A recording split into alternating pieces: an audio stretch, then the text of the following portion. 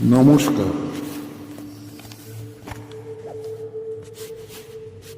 সুধী দর্শকবৃন্দ ও শ্রোতাবৃন্দ, আজ আমরা মায়ের জীবনের ষষ্ঠ পর্যায়ে আলোচনা করব। আলোচ্য বিষয়বস্তু হল দক্ষিণেশ্বরে মায়ের দিনগুলো কেমন ছিল। তাহলে শুরু করা যাক। দক্ষিণেশ্বরের পুণ্যপীঠে সময় কাটছে শারদামণির। একদিকে ঠাকুরের সহচর্য, অন্যদিকে তার জননীর সেবা। এইভাবেই শ্রী শ্রী মা এখন সারাদিন নিজেকে ব্যস্ত রাখেন। মাঝে মধ্যে কত নানা অলৌকিক ঘটনা প্রত্যক্ষ করতে হয়। তিনি বুঝতে পারেন ঠাকুর কত বড় সাধক। তার পরম ভাগ্য তিনি প্রতিরূপে তাকে দেখা দিয়েছেন। একদিন দুপুরবেলা ঠাকুর বসে আছেন ছোট খাটটিতে। শ্রী শ্রী মা ঘর ঝাড়ু দিচ্ছেন, কেউ কোথাও নেই। তিনি হঠাৎ জিজ্ঞাসা করলেন, আমি তোমার কে? ঠাকুর উত্তর দিলেন, তুমি আমার আনন্দময়ী। আর একদিন শ্রীমা ঠাকুরের পায়ে পা ধুয়ে দিচ্ছিলেন।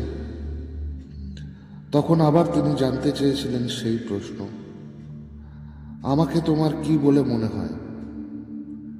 ঠাকুর সঙ্গে সঙ্গে জবাব দিলেন, যে মা মন্দিরে আছেন তিনি এই শরীরের জন্ম দিয়েছেন। সম্প্রতি তিনি নহবতে বাস করছেন এবং এখন আমার পদসেবা করছেন। সাক্ষাৎ আনন্দময়ীর রূপ বলে তোমাকে সর্বদা সত্যি সত্যি দেখতে পাই। এই সরল উক্তির মধ্যে দিয়ে ঠাকুর বলতে চেয়েছিলেন যে মহিলারা আনন্দ স্বরূপিণী, তারা জগৎমাতার খণ্ডিত অংশ। জীবনের শেষ প্রহর পর্যন্ত ঠাকুর সারদা মাকে এভাবেই বিশ্বজননীর আসনে বসিয়ে রেখেছিলেন। ব্রহ্মজ্ঞ ঠাকুরের দৃষ্টিতে জীবমাত্রই ব্রহ্ম। বেদান্তের দৃষ্টিতে তিনি শ্রীমাকে পর্যবেক্ষণ করতেন। শ্রী শ্রীমার ঐশ্বরিক রূপ উদ্ঘাটন করতে পেরেছিলেন। তার বিভিন্ন সময়ের উক্তি পর্যালোচনা করে আমরা বুঝতে পারি মার অলৌকিক শক্তি সম্পর্কে ঠাকুর সম্পূর্ণ অবহিত ছিলেন। কোনো এক সময় তিনি গোলাপ মাকে বলেছিলেন, ও সারদা, সরস্বতী জ্ঞান দিতে এসেছে।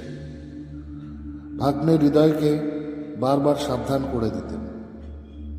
হৃদয় মাঝে মাঝেই তার মামিমা অর্থাৎ সারদা দেবীর সঙ্গে কৌতুক করতেন।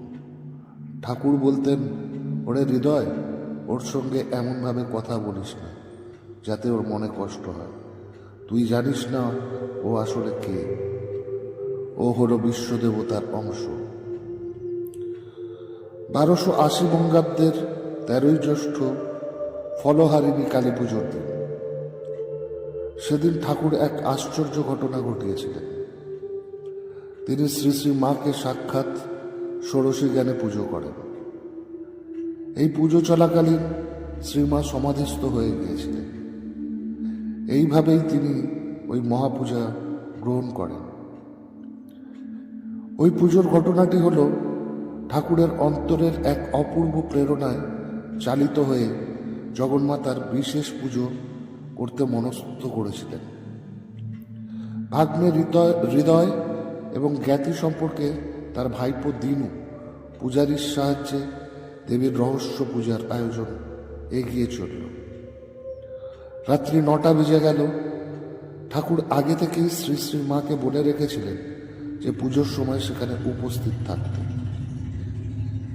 এই সময় শ্রীমা এসে উপস্থিত হলেন। ঠাকুর পুজোয় বসলেন। পুজোর নানা উপচার প্রত্যক্ষ করতে করতে মা অচেতন হয়ে পড়েছিলেন। শেষ পর্যন্ত ঠাকুরের ইঙ্গিতে উত্তরমুখী হয়ে উপবেশন করলেন। সামনের কলসিতে ছিল মন্ত্রপুত জল।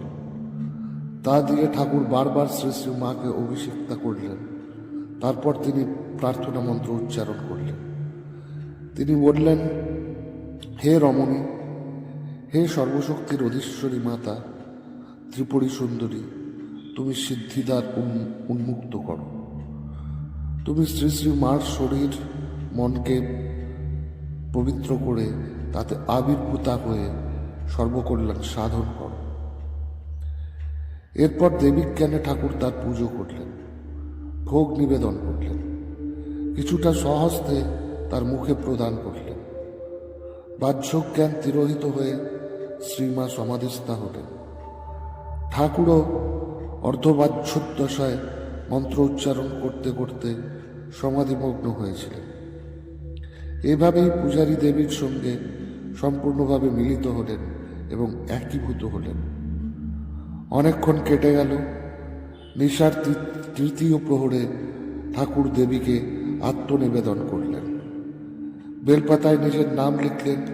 সেই বেলপাতা এবং নানা ধরনের বস্ত্র, আভরণ ও রুদ্রাক্ষের মালা দেবীর পাদপদ্মে সমর্পণ করলেন। এই সঙ্গে তিনি নিজেকেও সম্পূর্ণভাবে উৎসর্গ করলেন। পুজো সম্পূর্ণ হল। শ্রী শ্রীমার সমাধি ভেঙে গেল। তিনি মনে মনে ঠাকুরকে প্রণাম জানিয়ে নহবত ঘরে চলে গেলেন। ষোড়শী পুজোর সময় শ্রী শ্রীমার আচরণ সম্পর্কে শরৎ মহারাজ বলেছিলেন, ষোড়শী পুজোর সময় মা এতই আবিষ্ট হয়েছিলেন যে কি হচ্ছে তার একেবারেই হুঁশ ছিল না। এমনকি সেদিন তিনি প্রসাদী মাংস পর্যন্ত খেয়েছিলেন, অথচ কখনো তিনি মাংস খেতেন না। আজকে এই পর্যন্তই। পরবর্তী পর্যায়ে আবার পরের দিন। নমস্কার।